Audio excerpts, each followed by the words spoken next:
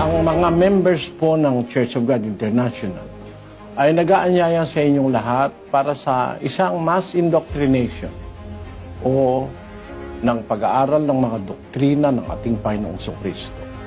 Ano po ba ito, mga kababayan? Pag-aaralan natin, ano ba ang mga utos ni Kristo, mga aral ni Kristo, aral ng Ebanghelyo, na para sa ating panahon. Kasama ba rito ang pagbibigay ng igapo? Ang Santa Senang may abulo yan? Kasama ba rito ang pangingili ng Sabado? Doktrina ba ng Panginoong Jesucristo na bawal ang baboy, hipon at iba't iba pa? Nanyayahan namin kayo ng isang buong taus-pusong paanyaya na sana'y pagbigyan ninyo, mga kababayan. Kung kayo po ay mayroong pagnanasang makaalam ng mga aral na tunay na doktrina ng ating Panginoong Jesucristo. Mag-uumpisa tayo mula sa November 10, 2025. That's 7 o'clock in the evening, Monday.